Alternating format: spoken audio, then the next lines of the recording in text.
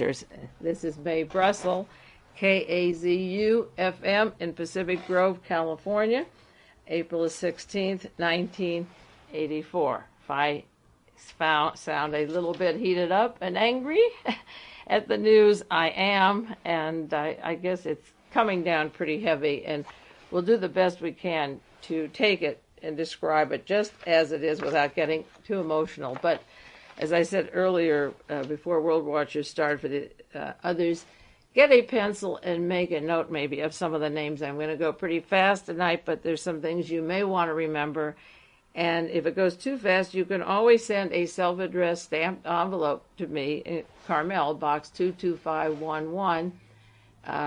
That's a P.O. box, and the zip is 93922. And I'll send you a sheet or a series of sheets on past broadcasts with a bibliography. I do that every week, filling those out. Now to begin with what happened just a year ago tonight. This was broadcast number 541, April 18th, 1983. I was talking, that was the date of a year ago today. I was talking about Fritz Kramer versus Fritz Kramer, and that was when I got the photograph from the Pentagon through our congressman here, Leon Panetta, a picture of Fritz Kramer, the mentor of Henry Kissinger and Alexander Haig, and it finally arrived, this glossy, and then I have the pictures of Hitler's Fritz Kramer, and I put the two of them side by side, one in the docket at Dachau, and the 45 years old in 1946, a prisoner, and the Fritz Kramer that was given an award in the Pentagon in 1970, then 69 years old. And I wrote to him in Washington, D.C. at his office, the Institute on Strategic Trade, which he shares with Lieutenant General Daniel Graham of High Frontier Space Station, laser weapons, and so forth, with a history that interlocks to future broadcasts of EDWIN, MEESE, and John Reese, and Edward Teller, and Western Goals. There are a lot of interlocking names tonight that I'm not going to put on the diagram like I do sometimes with the sheets, but I will diagram and chart them out in about 4 weeks. So in the meantime, just listen to the names and watch it flow. I wrote to this Mr. Fritz Kramer and sent the two pictures and said, "Is this you?" That was my great courageous gesture. He never answered it, and it never came back. He didn't say, "Dear Mrs. Brussell, I appreciate your concern because we share the same name, but I would be horrified if you thought that I was sitting in that docket as a war criminal and then running your Pentagon ever since. Heaven forgive me." But I never got an answer. No answer doesn't mean he's not the same person, but he didn't answer the letter. And I went into things about the John Kennedy assassination from Dachau, linking the people at Dachau trial who released Fritz Kramer and Mr. Dietrich and Otto Skorzeny, who walked away, to the Dallas assassination of John Kennedy.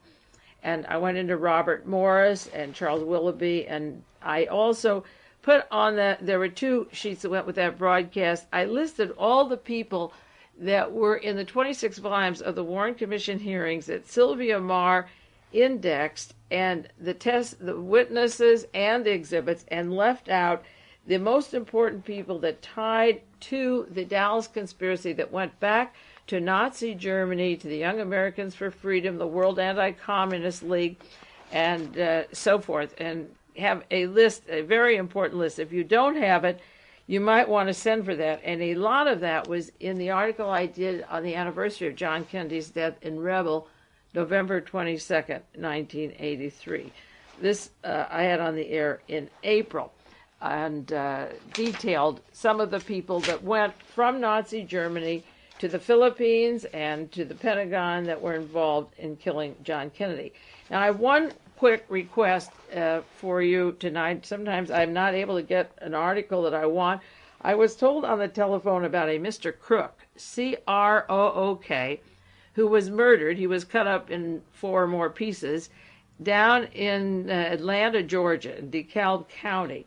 He was the attorney for Wayne Williams, and he was killed on the 27th of March.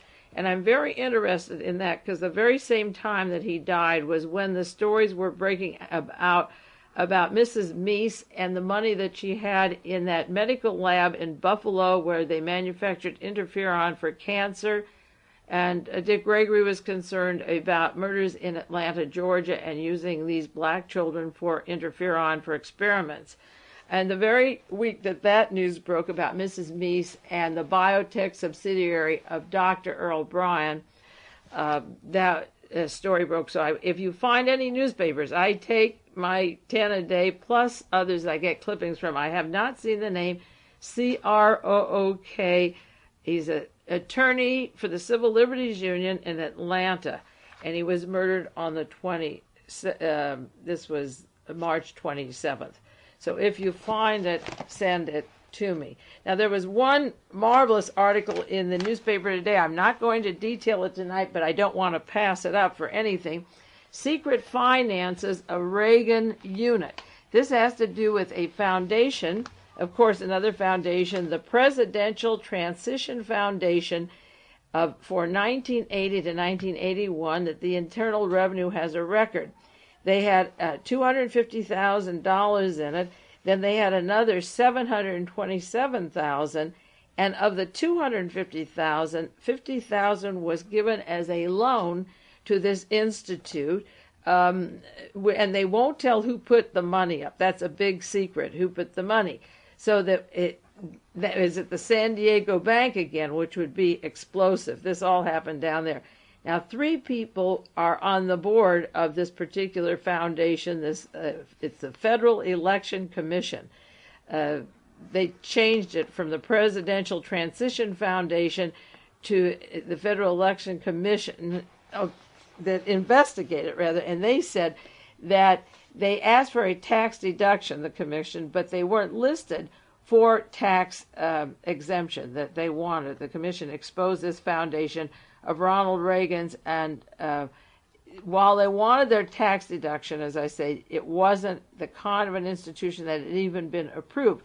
But the interesting thing is that 3 of the directors from this foundation that has this floating $977,000, one of them is Vern Orr, Verneorr is his last name.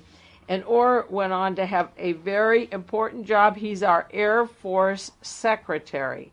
The other director, along with Edwin MEESE, who wants to be the Attorney General of the United States and wanted to get his military promotion simultaneously, the other director besides Edwin MEESE and Orr is William Casey, who became director of the CIA. So here are private contributions. They are not listing the money. The article said that no one is allowed to audit, that they will let you know soon. There was no audit. They were not permitted to audit the records of the foundation. It's an entirely private foundation. The records haven't been disclosed. So, and the Federal Election Commission said that they wanted the names, addresses, and occupations of the donors and the size of the contributions.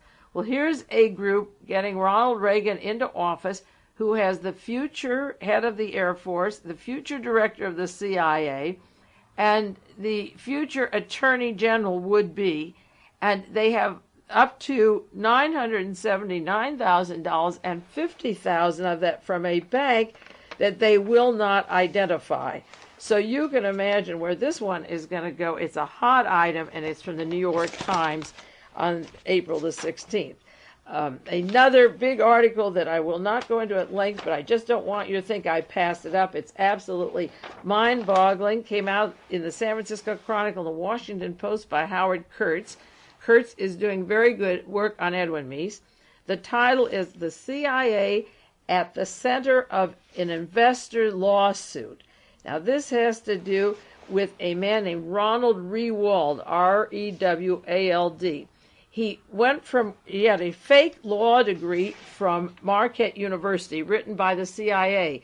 I haven't read that identified since John McCloy used Hans Tuft and wrote a fake law degree for him.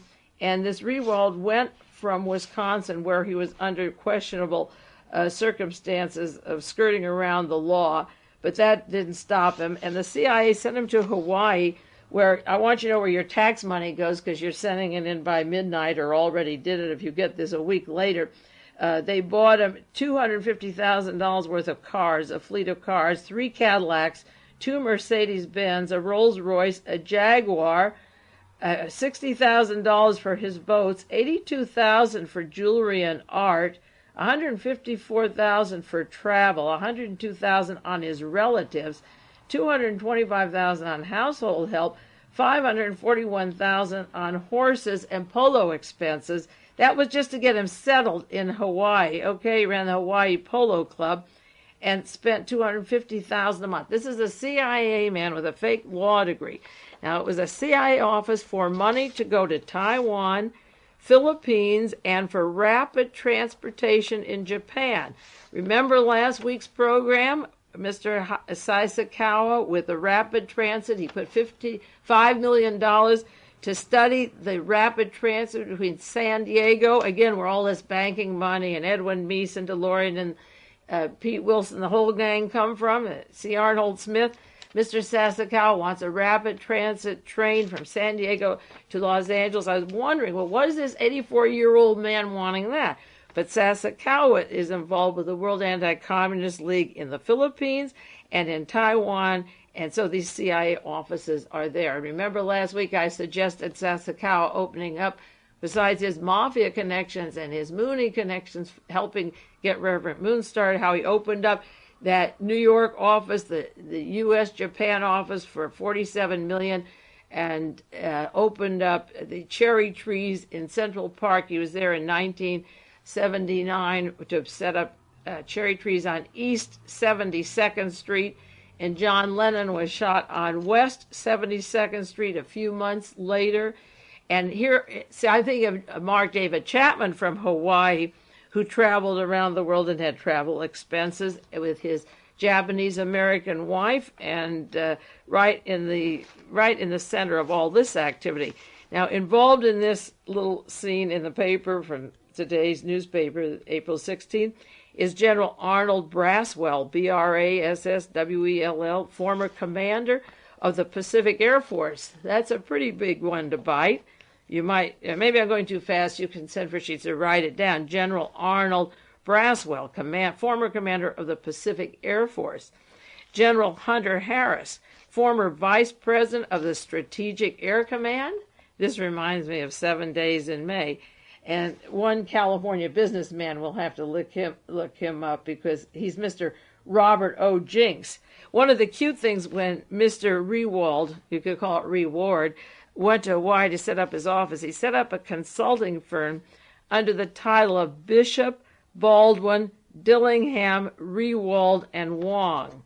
The only thing wrong with it is that Rewald and Wong are the only 2 people in the offices, and all the others are fake names. Bishop, Baldwin, and Dillingham don't even exist. They're not aliases. This was like a 2-man office plus security investments, and they're spending, as I say, $250 a month on his lifestyle and the cars and the household and the tutors and the horses and so forth and the Cadillacs, $250,000 for his fleet of cars. So those names don't exist. Now, we'll be doing a lot more on these people. I think, see, this opened up in 1977. That's just when the Nugan Bank was really flowing with the money for narcotics, for the CIA, for admirals, for generals, with William Casey, the CIA director who was in charge of the Phoenix program in Southeast Asia. These things will tie together. Those aren't small people, just like the Western Goals out of Virginia with the LA Police Department and their mutual computers. When you have Admiral Moore, the Joint Chief of Staff, you don't get any higher than that. So when you have the Pacific Air Command and you have Strategic Air Command, rather, and the Air Force, the head of the Pacific Air Force, you're dealing with some great big ones. So when the New York Times and the Washington Post just have 2 stories like that in one day, they may be competing for some Pulitzer Prizes, but they're sure pouring the stuff out, and just encourage them to keep going and read those papers, and we'll get back to those stories later.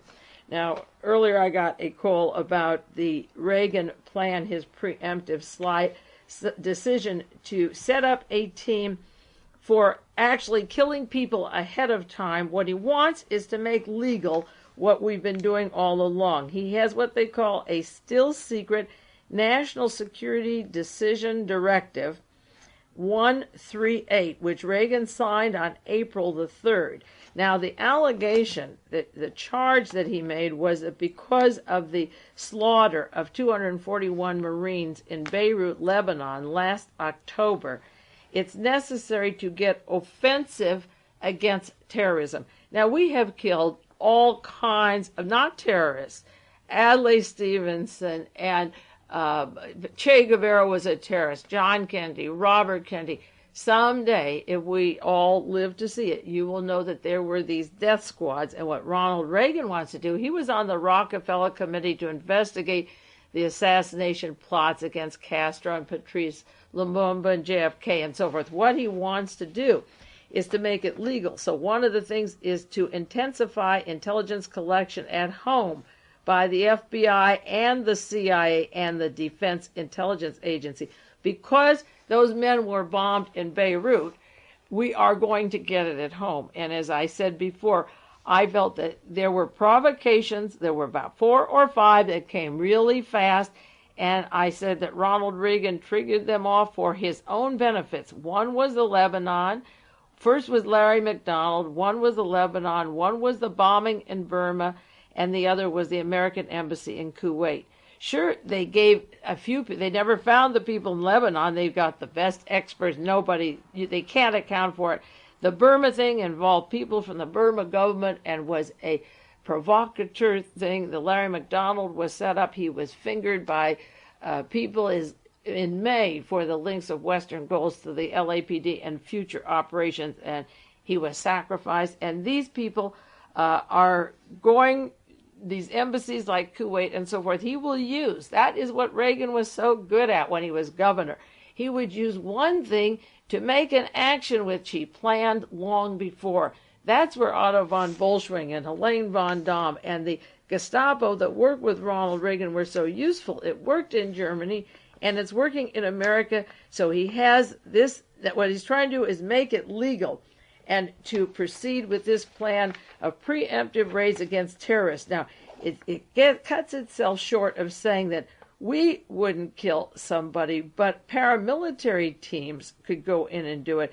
And it will give $500,000 for information on terrorism at home or abroad.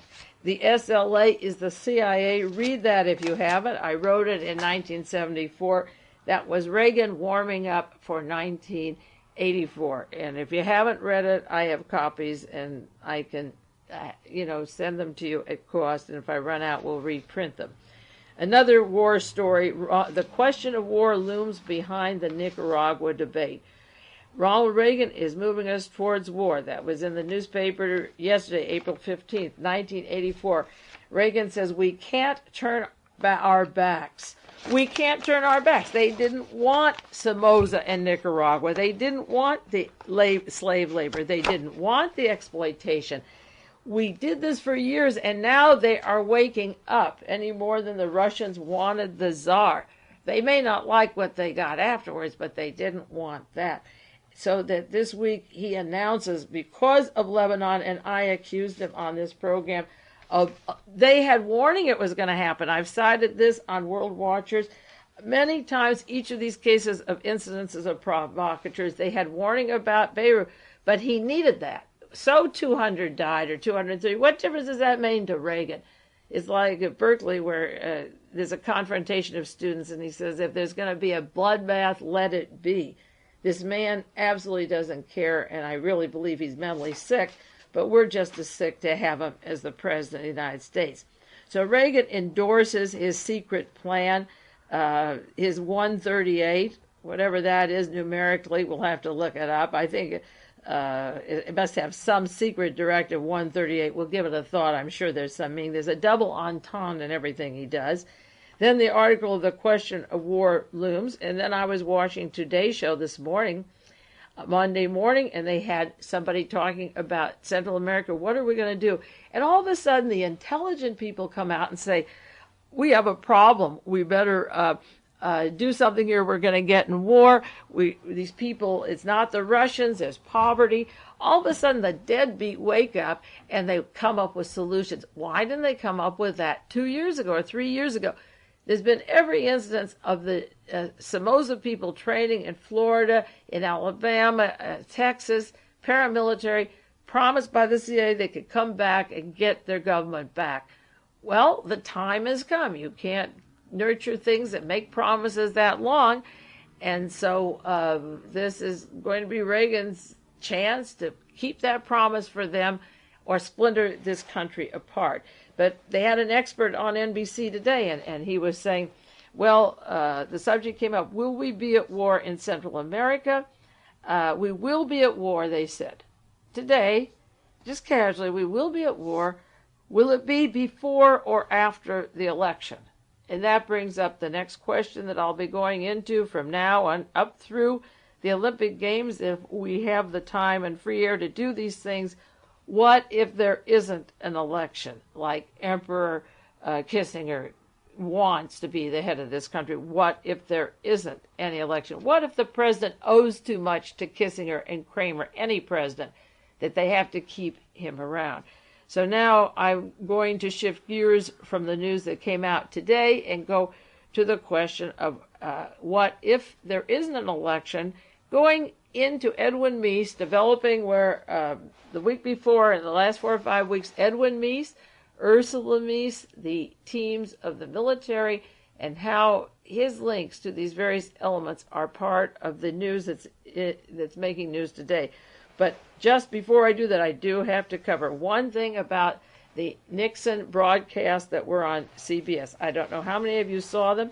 And tonight, I'm not going to address myself to all the different subjects. I do want to talk soon at length about he blamed Watergate on Martha Mitchell because John was too busy taking care of his sick wife. He couldn't tend to business. And here we have Jeb Magruder and G. Gordon Liddy and all of them planning burglaries. He left Martha. She was in Washington. He was in Florida planning illegal burglaries with the CIA and the anti-Castro Cubans. But Nixon had to blame everybody. But the thing last night that was on the air was April of 15th, 1984. And he was talking about John Kennedy and with his crony, Frank Gannon, Gannon. And, of course, the questions he knew in advance, but the answers weren't fixed. And the question to him, Richard Nixon,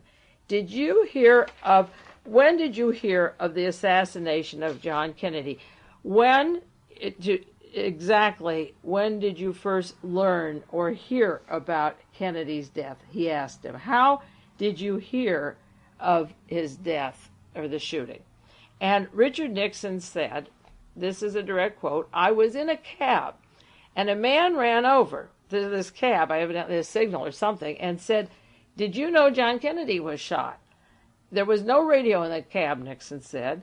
And it was 25 minutes before I got to my apartment, and then I called J. Edgar Hoover. Now, he didn't say that on this broadcast that he was in Dallas, Texas, the same day that Kennedy was shot. He didn't say that he was with J. Edgar Hoover at the home of Clint Murchison the night before Kennedy was shot. He didn't say he left Love Airfield a short while before Kennedy arrived.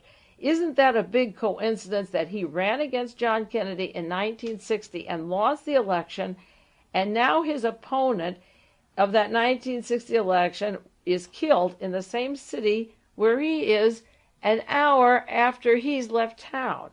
One is going away, and one is going out of the way. And that's what happened. And he didn't mention on this broadcast that when he called J. Edgar Hoover, that how they were together the night before. What a coincidence. You know, it really was. And the first he said, I called Hoover.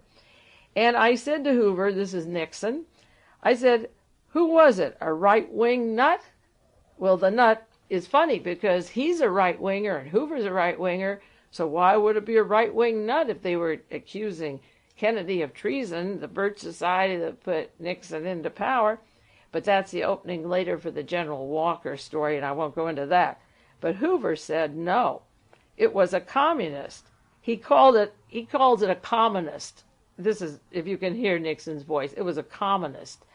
J. Edgar Hoover said, no, it was a communist. Now, that was 25 minutes after Nixon knew about this.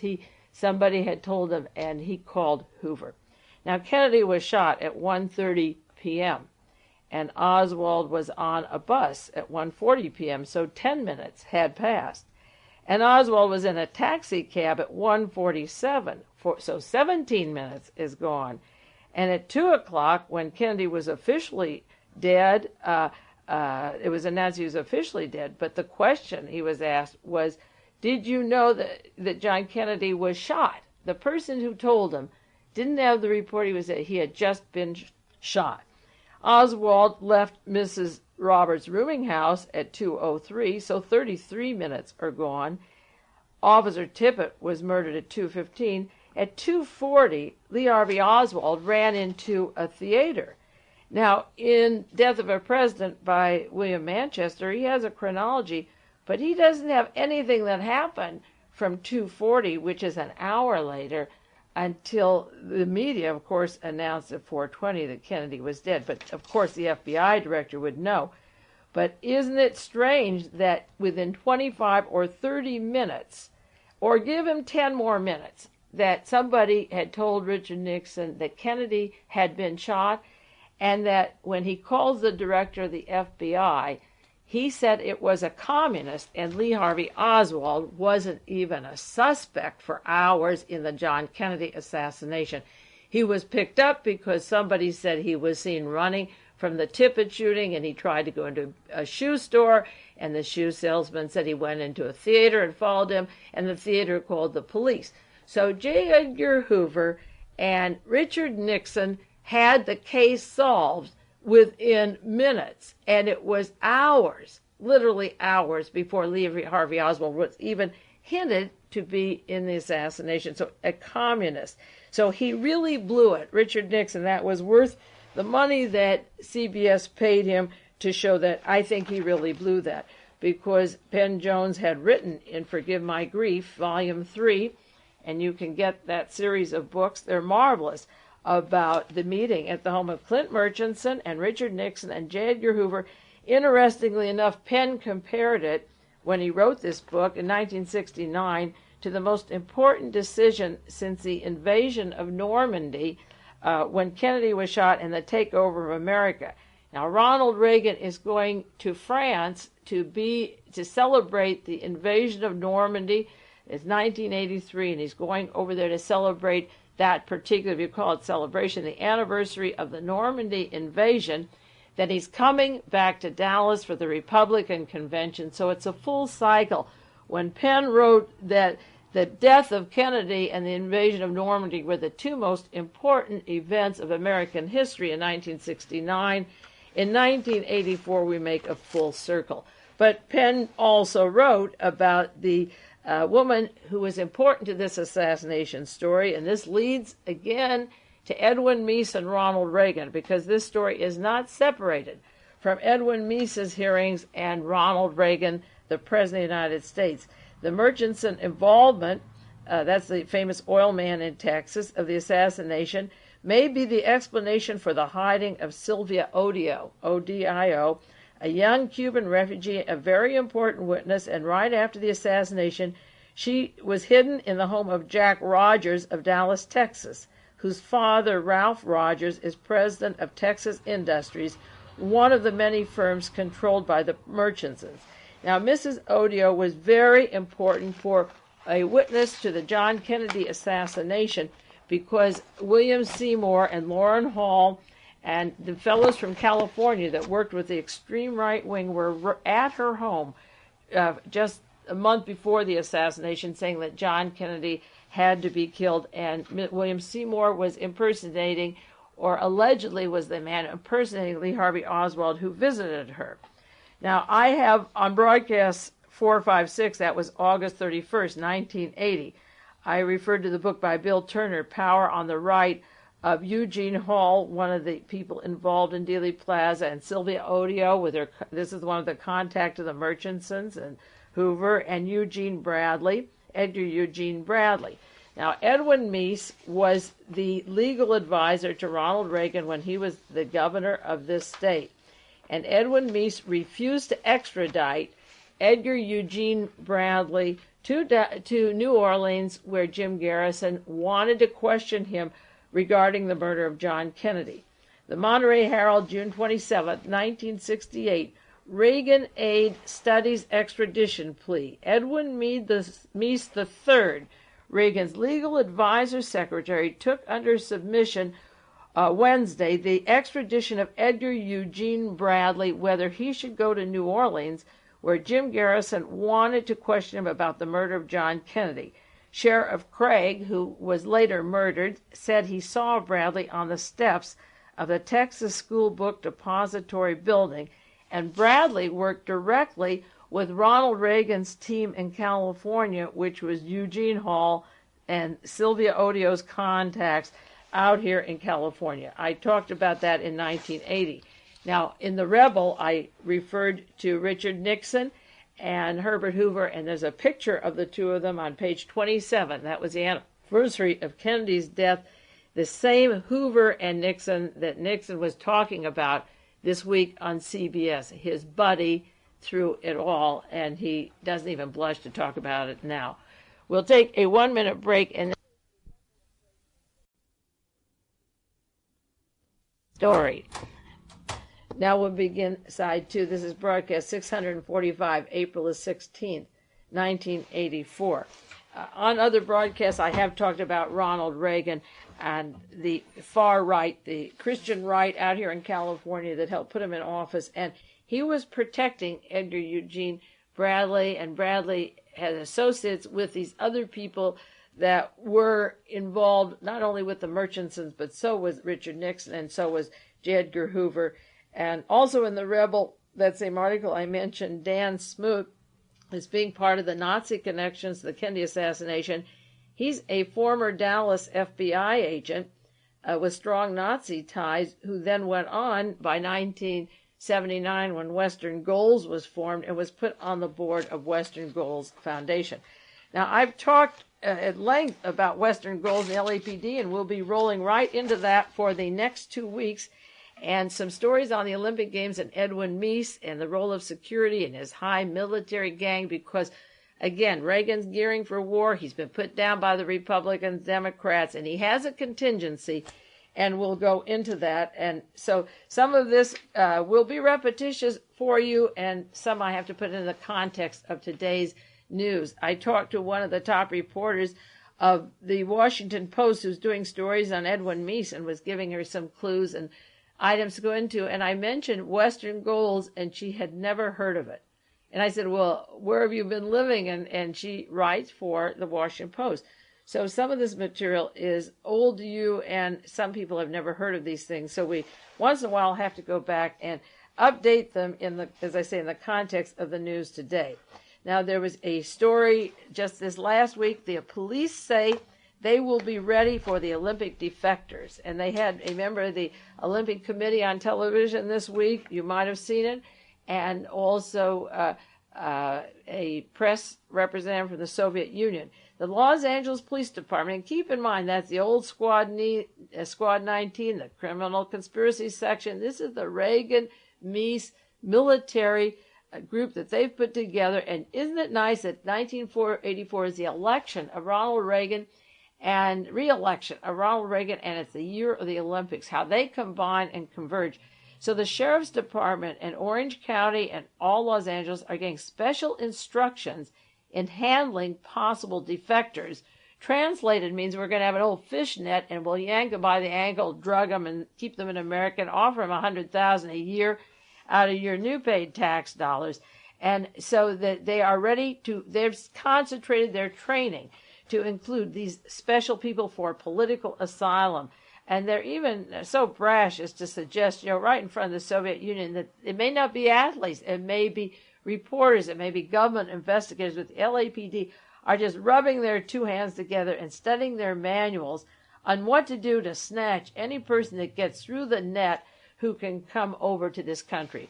I saw Nadia Comaneci's trainer, the one that was so successful in giving her the Olympic medal. She was so young, from Romania. He's doing very well in Houston, Texas, and gets a large amount of money, and people move there to get their children into the Olympic Games.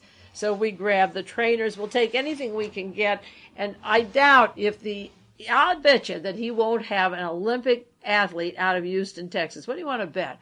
That 20 years from now, he won't make one out of an American muscle. I bet you it's not there. I may be wrong, but I'll be very surprised. So for all he got, let's see what he does. Now, also on the news, on television this week, Face the Nation, a Soviet journalist says the boycott of Olympics is still possible. And also, as a section of Face the Nation, talking about the representative from Izvestia, from the Soviet Union, was William Simon, president of the United States Olympic Committee. Now, William Simon is the same Simon that E. Pendleton James got a job when Richard Nixon was president to be Secretary of the Energy. And there are a lot of questions in the next weeks to come, in the next 3, 4, 5 weeks, linking Knoxville, Tennessee, the Atomic Energy Bechtel Organization, which is Mr. Schultz, George Schultz, and Caspar Weinberger, the Knoxville, Tennessee, the uranium, the terrorism around the uranium, and the leakage of that. William Simon was the Secretary of Energy. He went on to become Secretary of the Treasury. That was after Maurice Stans left and was, in such bad favor after Watergate. Treasury is also in charge of Secret Service, protection of presidents, vice presidents. He is in charge of the Olympic Committee, and he also is on the board of an organization called Helionetics, Helionetics. Now, when I talk about Helionetics, even to long researchers, they get very confused, so I'm going to go very slowly with you. If you want to look up Helionetics, because we're just going to weave from the LAPD, the Olympic security, to Ronald Reagan's garden plot. Helionetics is described, one article that's easy for you to get, is March 28, 1983, a New York Times story. Helionetics is a firm for laser weapons in Irvine, California. And Ronald Reagan gave a speech March 23rd, another one of his great speeches, March 23rd, 1983, about laser weapons and Star Wars that would involve Daniel Graham, formerly of the Defense Intelligence Agency, who shares offices with Fritz Kramer.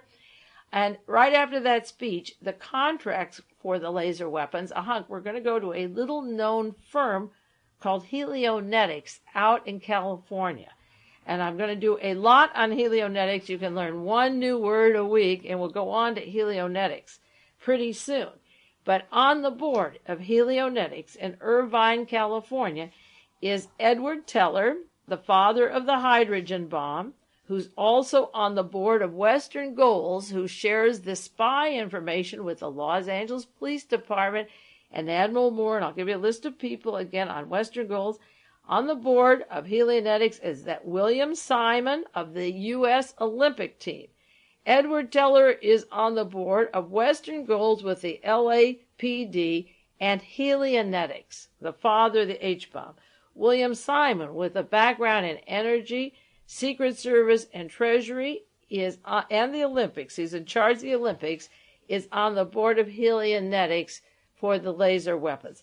The third person on the board, I have the name of 4, only because I don't want to confuse you, is Robert Gray. The gentleman that I have described week after week, Robert Keith Gray, the long friend of Ronald Reagan. His name is on the Carter-Reagan debate papers. Remember the broadcast I did, the papers that would go to MEESE, Gray, and Casey? That's the Gray. Remember Task Force 157 that I've talked about on the air with Edwin Wilson? The Navy, CIA using the Navy ships and Marine as a cover that went down to South America. With that 157 was responsible for the Glomar Explorer going down and taking material for the overthrow of Allende and putting the Nazi Pinochet in power in Chile. He was active. He was in the offices of Robert Gray, and then he opened up his public relations offices a few years ago. Robert Gray, his name came up just recently because he was the one who suggested that William Moss from an institute down in Dallas, Texas, give money to Mrs. MEESE. She got $40,000 from Robert Keith Gray, EDWIN MEESE. I don't want to confuse you, but on Helionetics with Edward Teller and William Simon, both of them with one with allegedly getting computers for security for the Olympics and the other on the Olympic Committee, and then another person on the board of Helionetics is an Admiral Hayward, Thomas Hayward, and a listener up north sent me a brochure about the officers of Litton Industry, and when he retired as the Chief of Naval Operations, Admiral Hayward went to Litton Industries up in the north in the Bay Area. So between that article in the paper today about the Strategic Air Command, the head of the Air Force, the chief of the Admiral Thomas Hayward of the Naval Operations, you get an idea, and it goes on and on, that there's very important brass working with people like Robert Gray of the highest level of espionage, and also working in the belly of the beast of the terrorism with Edwin Wilson and Frank Turple and the bombs and missiles for Libya and Iran and Kuwait and the PLO that caused the reaction of the president, the terrorism that he wants to curtail and take away our rights, was funded by George Bush and as director of the CIA and the others before and after him as the excuse to come in now and close in on us. That's why we funded them with weapons. That's why we gave them all of this all along, because then they could come at home and lock our doors and knock on our doors and break them down. A man on the board of Helionetics, Bernard Katz, broke a story which I'll continue, I hope, next week, that ties into Dr. Earl Bryan and Edwin Meese and Mrs. Meese and her investments again.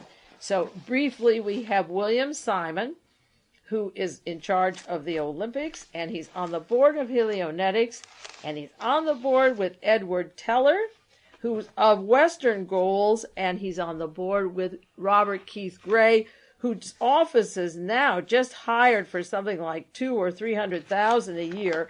I have the figure at home. The head of the former Organization of American States, Mr. Orfila, Orfila.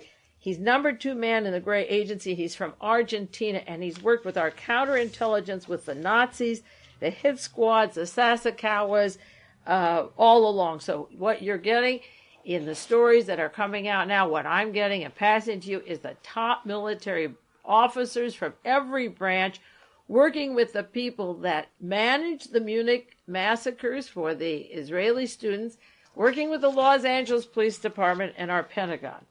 Now, moving on to the LAPD, and I'll get back to Helionetics next week and give you one new name a week, but the interlocking people that are part of the whole fabric. National Enquirer had a story, wow, $55 million and 20,000 police for only 12,000 Olympic athletes. See, even the right wing in the Enquirer is owned by a guy from the CIA. Even the far right may not like an emperor or a dictatorship. And when you get that, you get a counter reaction, then everybody loses. Some people are catching on. So this is an article about Uncle Sam. I said the budget is $100 million, but up front there is another contingency for more, and he talks about $17 million for military backup. Now, a friend of mine called me about this article because I read the first part, and down in the middle there's this sentence that she reminded me. Waiting in the wings under President Reagan's personal command is a top Army anti-terrorist team that can be used in a major crisis. While Washington budgeted $17 million for possible military backup, Kenneth Hill at the White House says the Army won't be used unless the lawmen are swamped in an emergency. And in addition, the Treasury Department is mustering 600 Secret Service agents. And it goes on about the security. And it said behind this giant security task force is the problem. It wasn't the 1976, it was the 1972, the Munich Olympic Games in 1972. One of our best kept secret weapons we have, they're not going to pass on to you, is something that you don't know about yet. They're just hinting. Behind this giant security task force is an array of the most modern protection gear available. The star in this arsenal is an incredible high-tech fence and alarm system that will surround the Olympic villages. I just read that the National Security Agency wants electronic, some kind of a laser thing around it, just covering it all in. So take the high military and then go from there. Now, in May of last year, May 1930, in 1983, I broadcast 599, I had it on the air, was the story in the LA Times, no, it was May 24th, pardon me, detective and spying case linked to the John Birch Society. And that's when the story broke, just last May. And for those of you who don't have broadcasts, you can order the back tapes or the sheets on that. This is about John Reese and Louise Reese and Representative Larry McDonald and the links of the Los Angeles Police Department that finally broke to that private garage in Long Beach of J. Paul, where his wife, Mary Love, has kept a computer, and he's kept a computer, going with interconnecting links of people that were on Reagan's list for 8 years in California, law-abiding citizens. All of this is law-abiding citizens, not criminals, being fed in the East Coast. Now, I got last week an FBI report on John Reese. First, I should read you the list of people on Western Goals in case you're not familiar with the members' names. I look back at the sheets, and I don't think I gave you all of their names so that you get the heavyweights. Then I want to give you the kind of person they're working with. I've mentioned individually some of them, but not all of them. Western Goals was set up in 1979, a tax-free foundation out of Alexandria, Virginia. Larry McDonald, from the John Birch Society, who comes from DeKalb County, where there were accusations before the House Select Committee on Assassinations of his link to the death squads, to the terror in the Middle East, to Lebanon terrorists, and to the overthrow of Allende and the murder of Allende, and putting Pinochet into power. He ran Western Goals until he died last September. On that board are Admiral Thomas Moore, former Joint Chief of Staff, who was stealing Richard Nixon's papers with Henry Kissinger in the White House, Dr. Edward Teller, father of the hydrogen bomb, and on the board of Heliomnetics, that's going to ties into Dr. Earl Braun and EDWIN MEESE. Roy Cohn, from Senator Joe McCarthy's hearings, the House Un-American, and the Red Scare, you know Roy Cohn. Dr. Hans Senholz, a pilot for Hitler's Luftwaffe. General John Singlaub. I've read articles that Jack Anderson's had of Singlaub, head of the World Anti-Communist League, working in Taiwan and Asia, around the world, and with Mr. Sasakawa, and fascists that then spread to South America, Central America, Asia. Singlaub on the board. Roger Milliken from the board of J. Peter Grace, the one who put John Reese in charge of Western Goals, and he publishes the material for them, and he still does it. Dan Smoot, FBI man from Dallas that worked with Hitler's Nazis, he's on the board of Western Goals. I mentioned him earlier.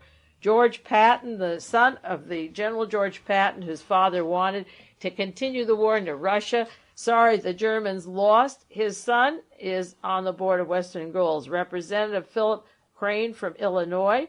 General Raymond G. Davis from Georgia. General Lewis Walt from Orlando, Florida.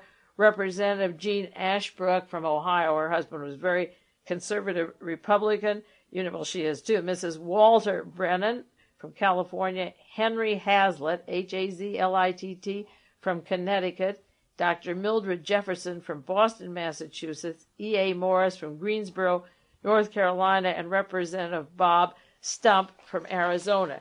Now, that's a lot of heavyweight.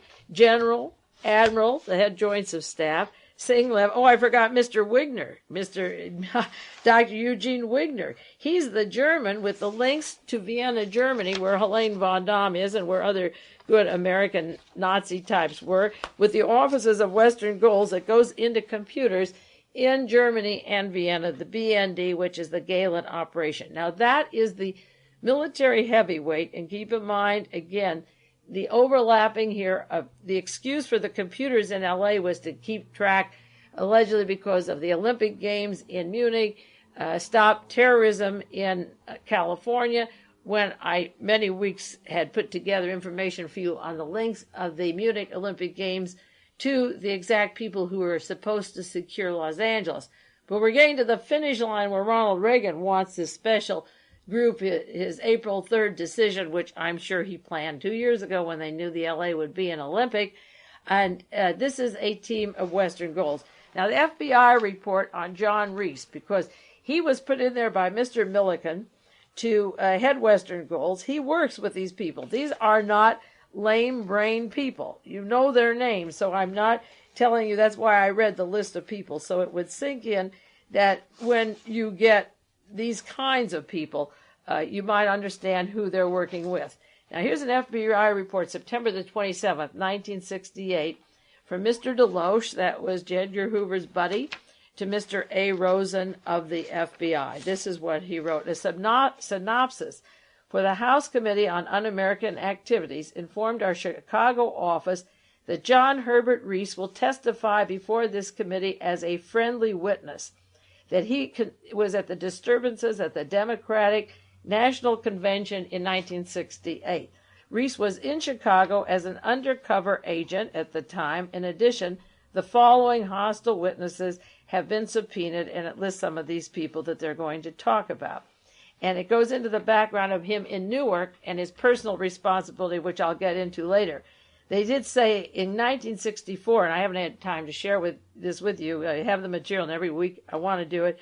John Reese of Western Goals received nationwide publicity when Grace Metalius, the author of the novel Penton Place, died and left her $250,000 estate to him based on a deathbed will, leaving nothing to her estranged husband or 3 children. She had known him for only a few months. Consequently, there was a court hearing, and he relinquished the claim to estate, but the estate was changed in 3 months, so a dying woman who had a movie and a book, he moved in. He had already fathered 5 children. I don't know where they are wandering around. We don't hear much about John Reese, but he publishes this little newspaper for Western Goals, which I take, and he's very important. Why would Mr. Milliken, an educated person with business know-how, working with and for J. Peter Grace, what would John Reese mean to them? And the FBI is talking about a man that they use today, that works with Roy Cohn, that works with Milliken and Wigner and Steinholtz and the whole gang and Singlaub and Larry McDonald. This is what the FBI wrote, not Mae Brussell, not the Communist Press, not the People's World, not the New Times. This is what the FBI said. Reese is an unscrupulous, unethical individual and an opportunist who operates with a self-serving interest. Information he had provided has been exaggerated and in generalities. Information from him would not be considered reliable. We should not initiate any interviews with this unscrupulous, unethical person, this individual, concerning his knowledge of the disturbance in Chicago. To do so would be a waste of time. That's the FBI talking about him. They said Reese, a 44-year-old white man and a British national, came to the United States in 1963. That's when we had our first coup. Now we're having our second coup in 1984, where they're pulling their military might with the planes and the admirals and the generals. He contacted the Newark office in 1968, and Reese talked about his infiltration in Newark and so forth. And as I say, in 1968, on March 8th, they said Reese was forced to resign in Newark as a full-time research director of the New Careers, which was a federally funded local organization in Newark designed to train hardcore unemployed, when it was learned that he had full-time job with the National Goals Incorporated. National Goals becomes Western Goals, but it's the same John Reese. It's spelled the same, and it's the same man.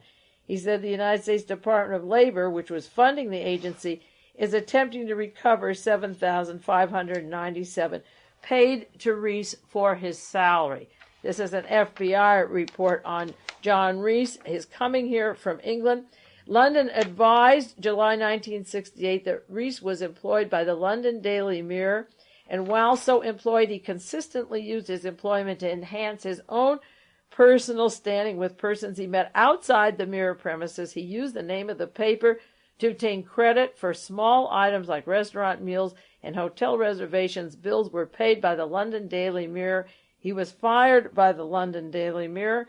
He came to this country. He kept company with a stenographer in England during 1962 who resigned from the London office and returned to Boston, Massachusetts, where Association of Reese came to the attention of the London intelligence offices.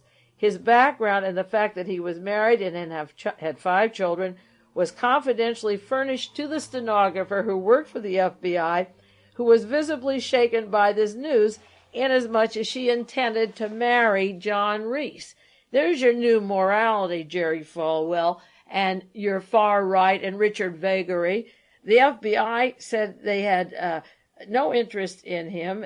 Grace Metalis, as I said, they wrote up about the $250,000 estate and what he did and described him as somebody they shouldn't even touch. Now, the Los Angeles Police Department didn't think that. J. Paul, in the Los Angeles Times, March 30th, 1983, Paul concedes that he passed data to the editor, John Reese, for their private group. Suspended Los Angeles police detective conceded Thursday that he passed confidential police department intelligence to the editor of a publications for right-wing organization. The editor is John Reese. So the Los Angeles Police Department, and Paul says his superiors knew about it, that Daryl Gates, the LAPD chief, knew about it. They knew what he was doing. They knew he had a computer. They paid for his time. The Los Angeles Police Department, with the heavy weight of the military, the Nazis, the Mafia, the team that was on and is on Western Goals today, J. Paul was working with John Reese. J. Paul made a distinction between the editor, John Reese, and the private intelligence group Western Goals. He could send it to Reese. He wasn't charged with sending it to Reese. Now tell me how to split that hair. How many ways do you want to split that one?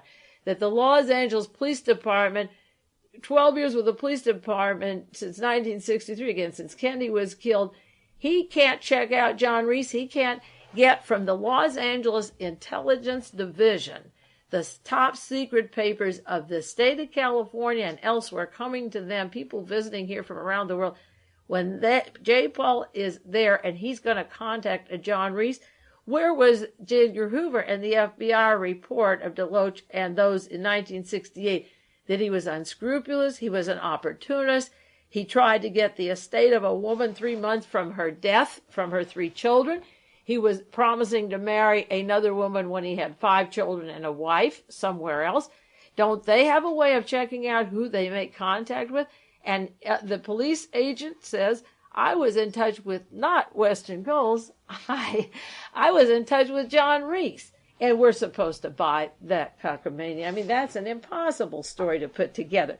He said he met Reese in the late 1970s, and I have absolute proof that EDWIN MEESE also worked with John Reese. They were part and parcel of the same package. Paul met Reese in 1970s through the office of the late Larry McDonald from Georgia, head of the John Birch Society. And then Paul said he wasn't aware that Reese became a co-founder with McDonald of Western Goals. When did he decide? He has a $100,000 computer. When's he going to get aware of what Western Goals is? That has to be an outright lie, and he isn't charged with contacting Reese. Paul conceded it was Reese from Western Goals, that's Admiral Moore and Teller and Millikan and the whole gang, who arranged for J. Paul to participate in the computer project of the Western Goals Foundation and put it in the law office of Paul's wife. We'll go back next week because I have more to do on J. Paul. We're going to the Los Angeles Police Department and John Reese. And this is important because Reese and Jerry Ducote worked together. Reagan and MEESE and Reese and Ducote worked together. And what they have, this helionetics, is going to tie into Mrs. MEESE, to Dr. Earl Bryan. Oh, I want to make one correction. I have 1 minute. There are 2 doctors in California. One's Dr. Earl Bryan, and on a sheet a few weeks ago, I wrote the name Stuart Bryan. Stuart Bryan is a doctor who was interning with my first husband. He's married to Honey Bear, Earl Warren's daughter. I just knew her briefly, but my first husband was a doctor, residency or internship with Stuart Bryan, and he introduced Honey Bear to her future husband, and I made a slip where I called it Stuart. There's a big difference. Earl Bryan, EDWIN MEESE, and the scandal of the $15,000 going back to the money that went to biotech at Earl Bryan. I'll tie it together for you, but I have to wander off on these limbs now because the warfare mentality that Reagan is having and the coup plans and the LAPD, and they're working with the very offices of the late Larry McDonald that had that contingency with coups in other countries. But we have to cut it off now. Paul is here, and it's time for the blues. So Mae signs off the real blues, and we get the blues for fun. This is Mae Brussell, and it's KAZU-FM in Pacific Grove, California.